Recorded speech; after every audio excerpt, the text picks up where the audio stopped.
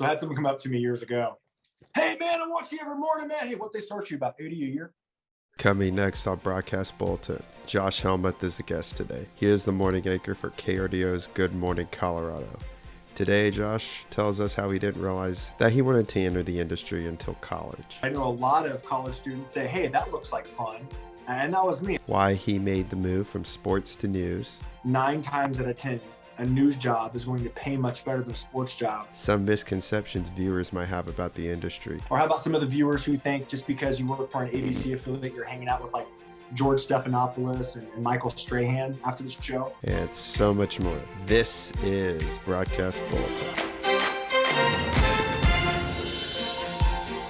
All right, let's get started. This is Broadcast Bulletin. I'm Jim Stanton. Hi, everyone. I'm Jacob Brooks. Welcome to another episode. So glad you could be here. If you haven't already, make sure to go check out our website, broadcastbulletinpodcast.com, and follow us on Instagram at Broadcast Bulletin. Okay, so our guest for this episode, someone I've been excited to interview now for a while. His name is Josh Helmuth, and he is the morning anchor at KRDO in Colorado Springs. He's originally from an Amish town in central Illinois called Arthur. He graduated from the University of Alabama, and today he's going to dive into what drew him into the industry, what it's like working as a morning and noon anchor, and so much more. Josh, thanks for being here. How are you? Guys, it's my pleasure. Thanks for having me on. Absolutely. So, we learned about you. I learned about you from your YouTube channel. I enjoyed some of the content that you post on there, talking with young journalists, giving your advice, because you've been in the business for a while. You've seen a lot of changes. So we're absolutely going to get into that today. But let's just start with the first question. So when did the broadcast bug hit you and why? What drew you to work in television news? Just walk us through your journey from your childhood when the broadcast bug hit you through your college days. Well, I don't think my journey, how I got started in it, was really too typical. I wanted to get into it because I wanted to do sports, like a lot of people. I wouldn't say maybe a majority, but I know a lot of college students say, hey, that looks like fun. And that was me. I went to the University of Alabama on a tour. They were one of 3 schools that somehow magically accepted me based on my subpar ACT score. Auburn fans are going to have a really good time with that joke. But I decided to cover sports because I wasn't good enough to play them anymore in college, and that's how I got into it. And then over the years, I still pursued trying to become a full-time sports anchor. Eventually did become a full-time sports anchor. Realized that news was a much better route for me. And so I am where I am today. I guess just because I wanted to get paid to go to football games. Talk about the career stops you made throughout your career, starting with your first job leading up to Colorado Springs and KRDO. Okay, well, my first job was kind of unique in that it was a work-study job at the TV station at the University of Alabama. It was a commercial station run by pros, kind of similar to what Mizzou has. I'm pretty sure Arizona State has the same thing. It's run by pros. You can work there as a student, get real-world experience. So I worked at WVUA in Tuscaloosa, got my first job out of college, actually producing and reporting for a website that's now defunct. Left the business for a few years, got back into it by taking a job in Bakersfield, California at KBAK.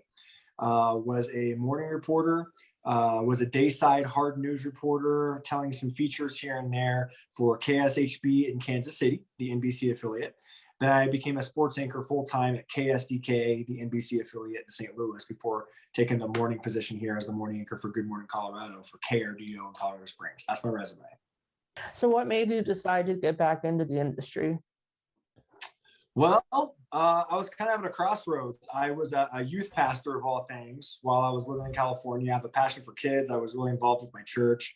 And I did that part-time essentially for 4 years while doing other miscellaneous jobs. Thought about going into that as a career, going into seminary. And I realized, you know what? It's not really my passion. I don't think that's my true life goal as of right now. Let's go back and use my college degree that I worked so hard for and paid a ridiculous amount of money for. So I felt pretty confident in my storytelling ability, and I'm really passionate about telling stories.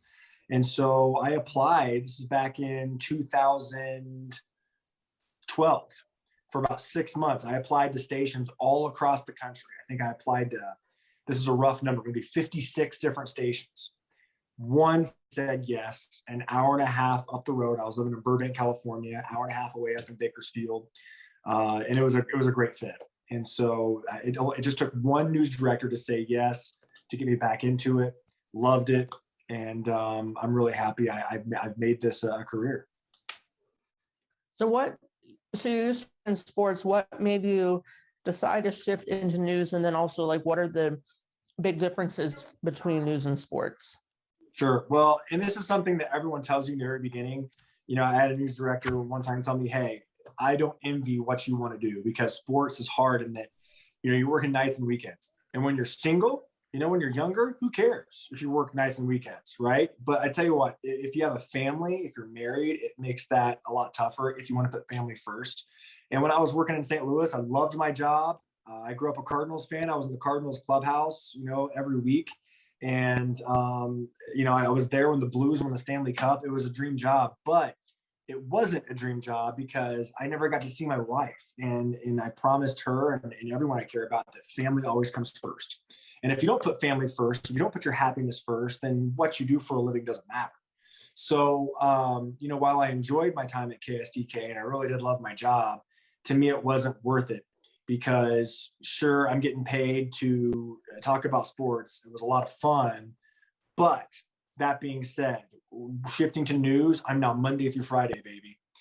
I wake up really early. That's probably the hardest of my day, waking up in the middle of the night. But I'm Monday through Friday. I have my weekends off. I have my afternoon and my evenings off. I go to bed a little early, big whoop. And even more so, I feel like I make more of an impact. I can make more of an impact. I'm telling more meaningful stories on a regular basis now. And frankly, news pays better. Unless you get extremely fortunate, if you get extremely lucky, if you find a lot of success early on, 9 times out of 10, a news job is going to pay much better than a sports job because everyone wants the sports jobs. A lot of people, more people are after the sports jobs than the news jobs. So some companies tend to lowball people who want those sports positions. So, it's all about supply and demand, right? So not only do I feel like I'm getting paid more fairly, but I love my schedule. I love the storytelling that I'm doing. And I would encourage people, if you want to do sports, still pursue that. You'll never know how that avenue is going to work out for you. I would still pursue it. I'm so pursuing. I accomplished, one of my major goals of my career. I would also encourage you to be really open-minded about where this career takes you because you might end up down an avenue you didn't even know existed or you didn't expect to take, but you'd be happier in the end. So I actually have a follow-up to that. So you mentioned you're at KSDK, that's St. Louis, so a larger market than Colorado Springs, but you took an anchoring job and you mentioned some of the pros, but do you think the benefits of dropping market sizes outweighed any cons? Oh, for me, absolutely. I mean, you can't get too caught up in market sizes. Someone told me a long time ago, and I agree with this, don't be a number chaser, whether that's ratings or market sizes. That might play into, that may be a factor in making decisions on where to work because typically, right, the higher the market, the better the pay. Maybe you'll feel like you'll get more storytelling opportunities of which you want because you're in a bigger market. But I specifically chose Colorado Springs for a reason. I just didn't throw out resumes left and right. I targeted Colorado Springs in particular because we have family in Colorado. We have great friends in Colorado, and we liked it out here. Me and my wife vacationed here when we first met. And just so happened there was an opening here and I made contacts and kind of wiggled my way in and made a good impression. But no, dropping market sizes. Now, I wouldn't go back to a town the size of my hometown. As much as I love my hometown, I wouldn't go back to a town that's, 2,000-3,000 people, or a city that's, equally as small that actually has a TV station. But I made sure that it's kind of funny. Again, even if you drop market sizes, if you're willing to be flexible, news most likely is going to pay you more fairly than sports. So when I came here, my boss here gave me a great offer. And I feel like, again, I was treated very fairly. And even though we're like a medium-sized market, we have a lot of news here. And I consider that as a factor too. All right, so let's talk about your hours as a morning anchor. What time do you get up? What time do you go to bed? Just walk us through your day to day. Yeah, I go to bed at I try to go to bed at 7:30. It never happens. We have way too much to watch on Netflix. My dog is way too hyper for that. So I usually go to bed around 8, and my alarm goes off at 2:45 a.m. So that gives me roughly 6 to 6.5 hours of sleep. That's okay. It's not great, but it's enough to function and feel okay. Kind of still be myself on TV. I show up to work at 3:30 a.m. I live 3 minutes down the hill. So it's literally, I'll leave here at, some mornings I'll leave here at 3:30 and I'll be at work by 3:33 sitting at my desk. And then we go on the air at 4:30 a.m. We're on the air from 4:30 to 7. We do cut-ins for Good Morning America between 7 to 9. I'm doing other things, working on other stories. And then we have a show at noon, and then I'm off at 1 o'clock. So it's a relatively long day if you don't really get enough of a break. I typically do get a pretty good lunch break, breakfast break in the middle there. And I just come home and, I walk my dog, I eat breakfast, and then go back to work. It's really nice. But again, I'm off by 1 o'clock. And then I have the rest of my afternoon free, my evenings free. And then the big thing is having weekends free. And I worked weekends for about 5 years. So I get the sacrifice. I feel like I paid my dues. And now that, I have a pretty strong family life, man, having those weekends, that's a game changer. It really is. So for someone like me entering the business or going to school for this, what are the biggest things you feel they need to know? Like, what is something that you knew in college? And also, do you feel like people are getting into the business for the wrong reason? So, man, there's so many things I wish I would have known. I'll tell you what, and I've talked about this before I just talked about this in October. I went back to Alabama for homecoming, and I said, I think I was overconfident in college, because, and she goes, "Oh, you're pretty cocky." I'm like, okay, I was pretty cocky, I guess. There's a fine line between overconfidence and cocky, right? I guess just because if you're the best storyteller in your class, if you think you have talent, that doesn't mean anything. You can be one of the best in your class and still not get a job. You have to make sure that you're really open-minded, willing to learn constantly. I have a friend. He is a PhD from Berkeley. He is a world-renowned English professor, writer, editor. He's 81 years old, and he's still learning on how to become a better writer. His name's John. And I always think about John when I think about how to improve my storytelling abilities, my anchoring abilities, producing, because I have to produce here and there. You're never, the learning never ends. You can always become a better storyteller. And if you interview some of my role models, I've never had the pleasure of meeting, but Steve Hartman, maybe Al Tompkins, Boyd Hubert, they'll likely tell you the same thing. They're probably always still learning. So I wish someone would have told me that. I wish someone would have calmed me down a little bit. Hey, you're good, but you're not that good. All right, settle down. You still have to work incredibly hard. And then, I think there are, I'm going to be doing a YouTube video eventually, a little tongue in cheek, but not really, about how you can tell someone's in the business for the right reasons, AKA they just want to be on TV. Now, there's an urban legend, and if you know someone who went to Syracuse, ask them about this. This may be urban legend, it likely is. But even if it is just a legend, still think the message is the same. So the story goes like this. There's a Syracuse professor. Bob Costas went to Syracuse, world-renowned broadcasting school there up there in New York. And the professor, it's a freshman class, first day of class, he asked the students, who here wants to be on TV? And most of the class raises their hands. And he looks at the class and he says, get the hell out of my classroom. And then he pursued to tell them, hey, you're not in this to be on TV. You're in this to be a journalist first. You're a journalist who just happens to be on TV. Now, again, that may just be urban legend. It's a story I heard 9 years ago. But even if it's not true, I love the message. So you want to make sure, and producers, I feel like producers, you don't see this as much. I feel like if you want to produce, you truly have a passion for storytelling or news gathering. Of course, you see this a lot on camera because people think it's going to be fun. It's going to be easy. I don't know what they're thinking, but a lot of people just want to be on TV.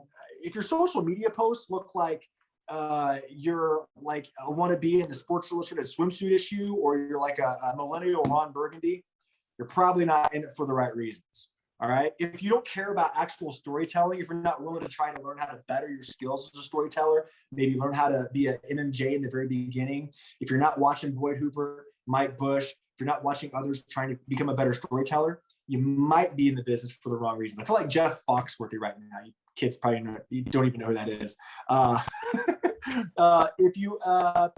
If you want to anchor immediately with no reporting experience, probably in the business for the wrong reasons. I've seen that before too. They just want to go straight to anchoring. That's all they want to do. They don't want to report. I knew an anchor one time who asked what logging a package meant. And his coworkers were pretty blown away by that. And if you don't care about the stories, if you don't care what stories you're doing, if you don't care about the families of whom you're reporting on, then you might be in the business for the wrong reasons, because these stories really matter to people. They can really affect people's lives. Do a good job, they can really improve their lives for the better. You can make a tremendous impact, a positive impact on people. So if you don't cherish that, if you don't really truly appreciate that, then you might want to consider a different career. All right, I'm off my soapbox. Oh, I love it. I love it, because that's what I think. Like I've come across a lot of, Instagram accounts of news reporters, not to single anybody out, but I have seen somewhere. I think you put it well when you said they look like they're on the Sports Illustrated swimsuit edition. And listen, I love swimsuits. To post a swimsuit picture, you're on vacation, have a ball. But when like 90% of your Instagram page is like, it's all skin and bones, and then there's like nothing to do with broadcasting, you got to raise some question marks. I'm not just singling out women. Yeah. Some men do it too. Yeah. That's why I threw out the millennial Ron Burgundy type thing. If you make your social media all about you, maybe you're at a tragic event and you take a selfie. Maybe you're not in this business for the right reasons. So now for a viewer on the other side of the TV set, what are some of the biggest misconceptions that you feel that they might have? So I had someone come up to me years ago. Hey man, I watch you every morning, man. Hey, what they start you about 80 a year? Well, in smaller markets, you have a much more humble salary. Just got the blank stare. Or how about some of the viewers who think just because you work for an ABC affiliate, you're hanging out with like George Stephanopoulos and Michael Strahan after the show? They don't understand that we're just an affiliate. That always cracks me up. But I'd say the biggest thing is this. In the world we live in right now, it's 2021. Think about what's happened over the past 5 or 6 years in our country. A lot of people don't understand the news gathering process. They think that most journalists are incredibly biased. They are out to prove a point. They have an agenda. And in my opinion, that's simply because of cable news channels. Okay. I mean, we just saw a story this morning that broke about how some Fox News channel hosts, even though they have been touting for several months now, since January 6th of last year, that January 6th was a peaceful protest. It might have been Antifa. Trump had nothing to do with the insurrection that happened. Well, behind the scenes, we just found out because of Congress releasing texts that Laura Ingraham, Sean Hannity, they were actually texting Trump's chief of staff, telling him, hey, he needs to do something about this. He needs to stop. He needs to tell these people to go home. This is ruining his legacy. But on camera, they weren't telling their viewers that. So I feel like there's a lot of, and Fox News Channel isn't the only guilty party here, but there's a lot of damage being done by entertainment hosts posing as news, factual journalists, and that's hurting us little guys. If you count us as little guys, or your local news reporters. So while the attacks have, in my opinion, at least where I live and on my social media, while the attacks have dwindled somewhat over the past year, thankfully, they still exist. And I just hope in this decade that trend continues a downward spiral, that trust is regained with quote unquote the media. Because without real journalists, man, our democracy is in trouble. So I apologize in advance for the long rant right there, but I think if you do have a passion for journalism and you love our country, then you understand how important we are, and you understand how important gaining the public's trust back really is. And I have no idea how we do that as a macrocosm, maybe as a microcosm, yes, but more pervasively. How do we gain the public's trust when you have cable news with millions of people as an audience every night saying, spewing lies every night? I'm not sure how that happens until those big bosses at those cable news networks do make some major changes. But I would put that number one at the top of my list. If there's someone watching this and they do question the media or their local journalists, I would encourage you to speak with someone like myself, and we will be totally transparent on our news gathering process. And I want to be as transparent as possible with everything. And I think maybe that's one way we can help a little bit. So yeah, let's actually ask a follow-up on that, because I know for someone like myself or yourself who has experience in the industry, we obviously know of the editorial meeting, but someone listening to this might not know what that is. So kind of just discuss the editorial meeting, what happens during that. Yeah, sure, of course. So every station where I've worked, you typically have 2 meetings throughout the day. You have, not only do you have, the morning show, but after the morning show, the daysiders come in. And you have a meeting around 9:30 a.m. and your reporters pitch stories for what they want to do for the day. And they're typically stories that are very timely, right? They're happening that day, or maybe they happened overnight and it's time to do a follow-up. But you pitch stories. The news director, the executive producer, your producers, they're all in the meeting as well.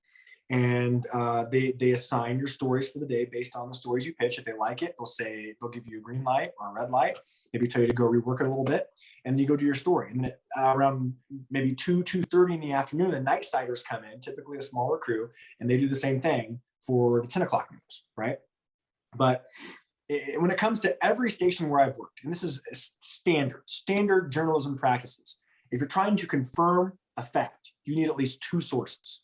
All right. If you talk to a political party, all right, let's say there's a Republican you're speaking with, do everything in your best effort to get the Democratic side as well. If there's 4 sides to a story, you do everything in your power to get all 4 sides. And if you don't, you're very transparent about why one party didn't respond, and you say that. So we're human. There are mistakes that does happen, but there's no agenda. And there's no mass phone conference with all the networks at the morning meeting, right? We're not talking to ABC News. We're not talking to CNN. We're not talking to Fox or MSNBC. We're only here to cover local news. And if there's a local angle to a national story, we'll do that, of course. But we're here for our community. And if we don't put our community first, and we're not transparent, and we're not fair, well, then guess what? There's no way we could survive, because we rely on our community to support us. And it goes both ways. Yeah. So staying on the topic of viewers, some are nice, some are not. Have you ever gotten hate mail? And if you have, how do you deal with that? Yes. Yes, and yes, and yes, and yes, and yes. I fortunately have not been subject to too many attacks, but it does happen. You ignore them. If you feel like there's a credible threat, then you report it. If you feel like they have a credible complaint, then yes, you address it. If you made a mistake, again, you be transparent. You address it, you tell them exactly what happened, and you do anything you can to right your wrongs. If it's just a troll, I'm on the side of just ignoring it. It's not worth your time. Those who mind don't matter, and those who matter don't mind. Okay, that's fair. So do you feel like journalism has changed throughout your time in the business? Oh my God, Jacob. When I was in college, my last year of college, we had to learn 2 ways to edit. We had linear and non-linear. So non-linear is like our editing programs we have now. We use Final Cut Pro, what have you, Edius, whatever. And then linear was actually put the tape in machines. You have 2 machines, 2 monitors, and you're rewinding, you're cutting, and you're fast forwarding, you're cutting, and you log it, and it's the actual machine. I had to learn both ways because the old way was being phased out, and the new way was with the editing software was slowly being phased in. So that's one major way it's changed. I mean, the technology is outrageous now. Do most stations even use live trucks anymore? I mean, when I was a morning reporter just back in 2013, 2014, we used a live truck for every single shot. Now where I'm at, they never use a live truck. Everything's on a backpack, right? But yeah, as far as journalism goes in particular, things have changed drastically just in the past 5 years because of the landscape with who's been in the White House and all the crazy news coverage that's happened since then. But yeah, man, it's an exciting time though, I think, to be a journalist, because I do think it's times like these in which you can make the biggest difference. All right, so do you have an agent? Why or why not? I do not have an agent. I used to have an agent. It was an okay experience, but I learned to find ways where you can do everything yourself and you don't have to pay someone 8, 9, 10%.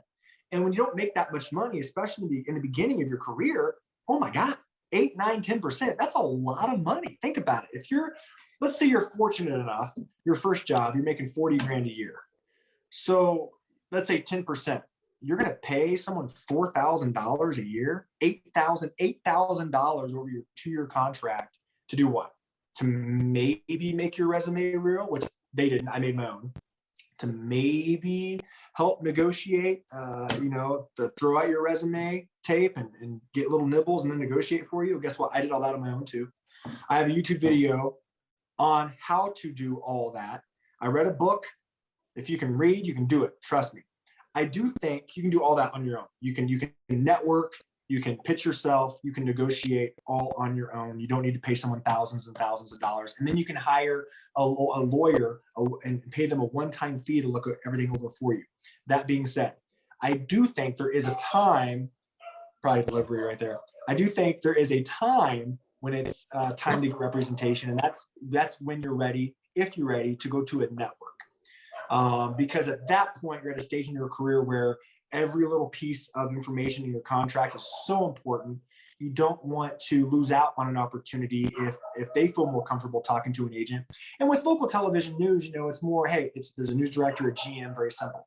Well, at different networks, there's different talent scouts, producers. There's a lot of people who have hands in making the decisions that your agents probably know and you don't, that you won't have access to. So when you're ready to go network, yes, I would get an agent. Until then, I would avoid it. That's just my opinion. Okay, so what made you decide to start your own YouTube channel? COVID. All of a sudden, we couldn't do anything. We couldn't go anywhere. And so I had an extra, I don't know, several hours a week where I'm like getting bored. And so I've had my YouTube channel forever, but it was just a place where I would upload my stories so my mom could watch. And I'm like, you know what? Why not make this useful? I don't know how many viewers I'm going to get. I spoke with a professor of mine who used to have at Alabama, Chandra Clark. She's like, hey, our students would love to hear about this. They'd love to know X, Y, and Z. And so during my spare time, I do some videos out here and there, and I've really enjoyed it.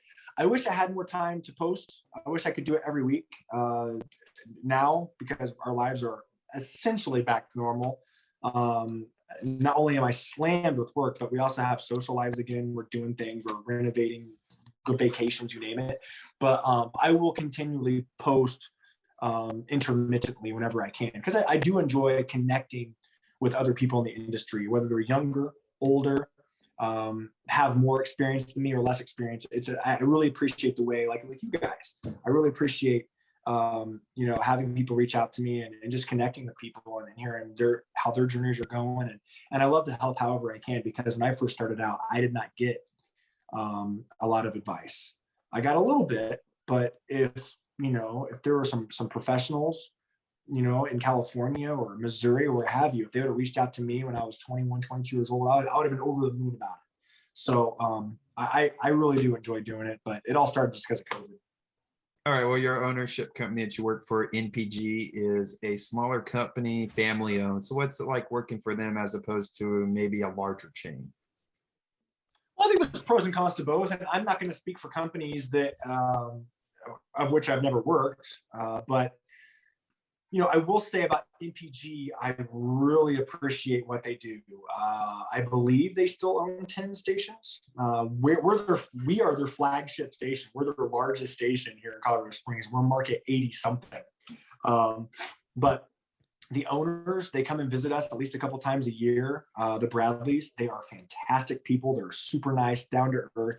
And I really appreciate their effort to just connect with us, because not all owners or company CEOs would make an effort to visit every single station and sit down with people and shake hands and, hey, how's everything going?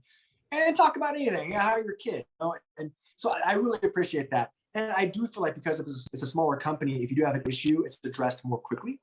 And I think they treat me very fairly, and they have pretty good benefits, which is important. So again, I don't know any other companies right now, but when it comes to my company, yes. When it comes to other companies, maybe I won't say by name. I will say this, because there are companies that do exist like this. If there's a company out there that you feel will put you in a spot that might compromise your journalistic integrity, don't do it. I don't care how much they're offering. I don't care if it's your dream city. If you have a passion about journalism, if you're not just looking to be on TV, you're taking a gigantic risk there. That's a risk I am not willing to take. So the company does matter. Leadership matters. Chase good management. Is there anything you think the industry as a whole needs to be better at? I would say, and this is really hard, I would say making sure that we do stories that positively impact people. I feel like it's very easy in news to be all, if it bleeds, it leads type mentality. If there's a story about a little boy, and I feel like my station does a really good job of doing this. If there's a little boy who's 10 years old, unless I'm making something up, let's just say he's selling cupcakes, and those cupcakes all go towards homeless kids in this community. If you have a choice between that as like a VOSOT and maybe a car accident that killed 2 people, the kid, maybe you can mention traffic, during your traffic hit, or maybe if that road's already cleared, if it's not affecting traffic. There's been times where I've been told to cover a story where literally it's a dumpster fire. Literally someone's back shed caught on fire, didn't affect the house, no one injured, no one going to the hospital, no one killed, certainly. And yet, how did that make a newscast? Who cares? Didn't affect anybody but that guy who lives there, and he's fine. He's walking around, going to McDonald's. Do more stories that positively affect the community. And I do think some people do appreciate that. But I think the biggest thing is just earning the public's trust. Be transparent. Be transparent as much as you can. Be a good person. Be a good journalist. I like to say compassion first, news second. Show compassion towards people first, and your community first, and news always comes second. So your tagline that you use on your YouTube channel is "Let's be atypical." What do you mean by that? Yeah, so everything that I've mentioned, be transparent.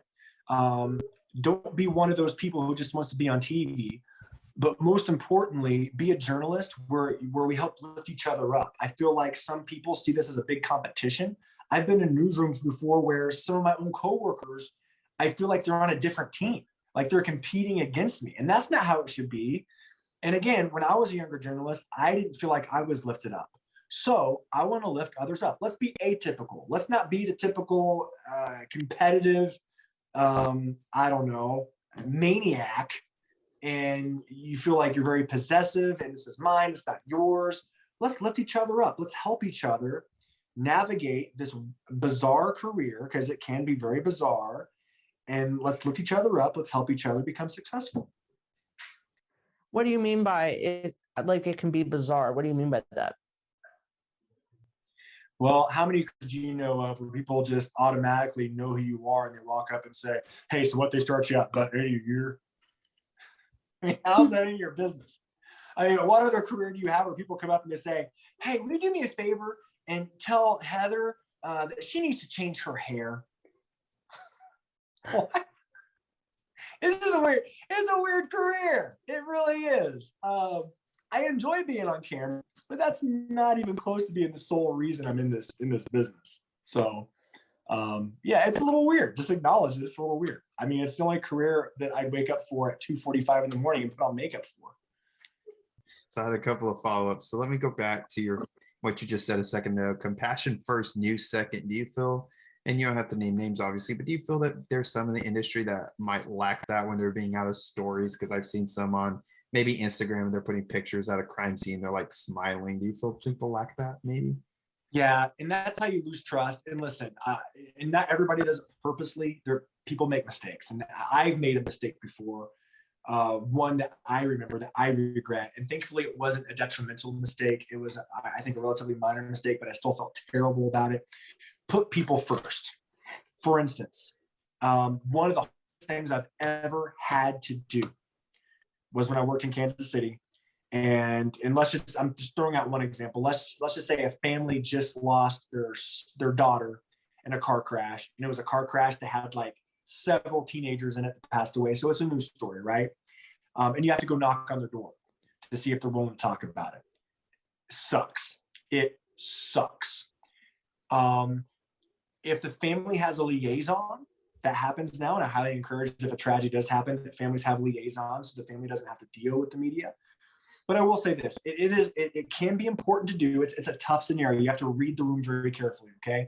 Because there are circumstances where maybe someone was killed, and maybe the family does want to talk. Maybe they want to use your platform as a way to get word out about their loved one, obviously, okay?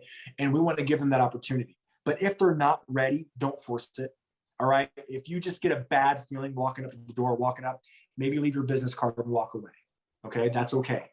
And I don't care what your producer says, what your EP says, they're not the ones doing it. If you're the one actually there, feeling what's in the air, all right, getting the vibe. And if it doesn't feel right, again, compassion first. Leave your business card. They'll call you if they want to talk to you. Now, if you get a feeling that they do want to talk soon, if they already want to speak with you, then yeah, make it happen, because you're giving them the opportunity to use your platform as a way to maybe help with the GoFundMe account that they've started, or get the word about how awesome their kid was and how they changed the world. But that's the hardest thing I ever had to do as a journalist, and just make sure that's one way to lose faith in the public real fast, is if you're forcing a camera in people's faces after a tragedy. That's just one thing that popped in my head right there. I'm sure there are several other examples, but just keep in mind that for me, in my experience, that was one of the hardest things I ever had to do. And you do have to make some tough calls. And I think that if you put compassion first towards families, especially in your local community, over news first, you may not be rewarded for the 5 o'clock news that night, but in the long run, it'll pay huge dividends, because people pick up on that. People will understand that, hey, that person's a good gal, a good dude. And maybe in the long run, you'll gain that reputation, and more people will speak with you, and they'll actually trust you. All right, so let's go back to what we talked about earlier with your mental health and just the mental health conditions of working in local news. Do you ever feel affected by it, and the stories that you have to include or your show would talk about? And just how do you manage through all that? Yeah, if you're a human and you have compassion for people and empathy, then yeah, you're a sponge. You soak some of this up, especially if you're a reporter, if you're on the front lines, if you're talking with these families. You need to be human. You just do. And if you absorb some of that, I spoke with someone in Kansas City, a first responder years ago, who said one of the things they teach firefighters, police officers, when they get home from a hard day, well, any day for that matter, take off your uniform. That is one mental way to disconnect, saying, hey, okay, I'm taking off my uniform. And guess what? I only took off part of my uniform afterwards today. I still got to take this thing off. But take off your uniform, and that mentally, that's going to help you say, okay, this is disconnecting me from what happened today.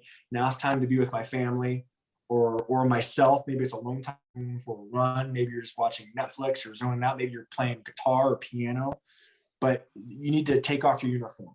So that's one thing I never forgot. And then there's nothing wrong with therapy. I'm a big advocate of therapy. One of my best friends is a licensed marriage and family therapist. If I could afford it, I'd be in therapy all the time. I just think you learn so much about yourself and how to deal with toxic things in your life. So if you do have access to mental health care, I 100% support that. Josh, what advice do you have for those like myself who want to enter the industry? Chase good management, be patient, work hard.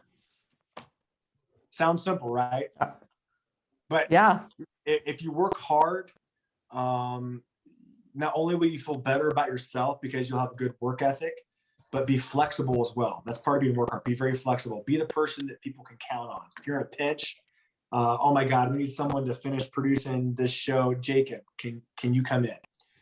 Jim, we need you to stay extra like an hour later tonight because we need you to cut an extra boson. Is that cool? Be flexible. You'll be rewarded. Your first job will not be your dream job. Okay? It won't.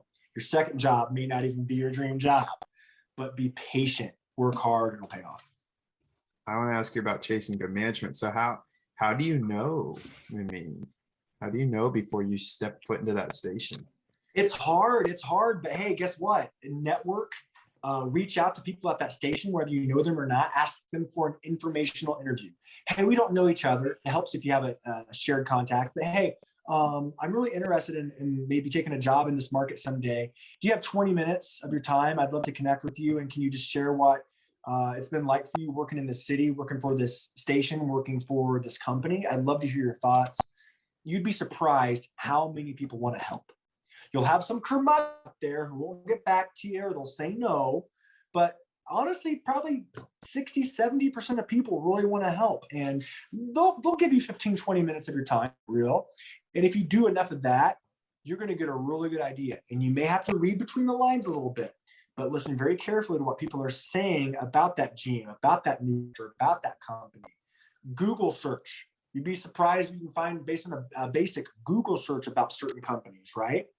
But that being said, let's say you have it narrowed down to a couple places, and sometimes you just have to go with your gut. Sometimes you have to go into an interview and sit down with that news director or that general manager for a good bit of time, and then you need to walk out of there with your gut feeling. Thankfully, my management where I'm at now is fantastic. They're great people. I like their leadership. There's a mutual trust right there, and they're fantastic.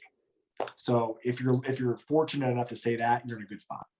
Let's end on some lighter notes. So Colorado Springs is a beautiful city. I visited it last year. What are some of your favorite places to hit up in your off time there? Well, I can see Garden of the Gods from my window. So if you've been to Garden of the Gods, I run that as much as I can. I just ran it this past weekend. I'm going to run it again on Saturday. I'm a big runner. I bike. North Cheyenne Canyon. It's awesome to bike through there. It's like a 14-mile loop from my house. And you go uphill on the side of a mountain, then you bike down another like 5 miles, and you go at 35 miles an hour, and you think you're going to die, but you don't. You can take a cog railway up to Pikes Peak. That's awesome. We have one of the best zoos in the country where you can feed the giraffes with lettuce, like bare hand. We have the Air Force Academy. There's white water rafting just down the road. Pikes Peak's right here. It's awesome. It's great. I love it. Again, we moved here for a reason. So if you're a young person and you're looking for your first or second job and you're really talented, ask me for an informational interview. If we have a job opening and I like you, maybe we can get you a job here. So streaming recommendations, you mentioned you watch a lot of Netflix. What are you watching now? Ooh. Well, I actually just got HBO Max for the first time. And I'm obsessed with Back to the Future and time travel. So as of right now, I paused it before we went on here. It's called Frequently Asked Questions About Time Travel. It's some movie with Anna Faris. That's what I'm watching right now. But what would I recommend? Well, I love stand-up. Right. So any stand-up that's on Netflix, I usually like. Kevin Hart. Yeah, you know. All right, last question. Hopefully this is easier. Josh, where can our listeners and viewers connect with you on social media? Oh man, I'm easy to find. Just Google me. I'm on the Facebook, I'm on the Twitter, I'm on the Instagram. I am not cool enough to be on the TikTok, unfortunately. But yeah, connect with me on the gram, just Josh Helmuth. I'm on YouTube, Josh Helmuth. I think it's just YouTube/Josh Helmuth. Yeah, man. But if anybody's watching this and they want to connect, would love to. Would love to hear about your journey, and I would love to help out any way I can. All right, Josh, thank you for being here. Appreciate it. Yeah, thanks for having me, guys. All right. And thank you, everyone at home or at work or wherever you are, for watching and listening to Broadcast Bulletin. Make sure to go to our website, subscribe wherever you get your podcasts. We're also on Instagram at Broadcast Bulletin. Subscribe to us on YouTube. So that's all for now. I'm Jacob Brooks for Jim Stanton. Thanks for watching. Next Thursday on Broadcast Bulletin, we welcome KFSM reporter Michael Wilson to the conversation. Michael will discuss what it is like being a person of color in news and the struggles he faces on a day-to-day basis. I was talking to another student of color at my school, and we were worried about just being a diversity hire. It's like, am I good or am I black? Which? We will also discuss why working at Tegna was one of his career goals. Tegna, I just feel like they're very open, progressive, innovative, and so much more. That's on next week's episode of Broadcast Bulletin. The views and opinions expressed by the guests in this episode of Broadcast Bulletin are solely theirs. They do not reflect those of their past or present employers, nor those of Broadcast Bulletin or its hosts in any way.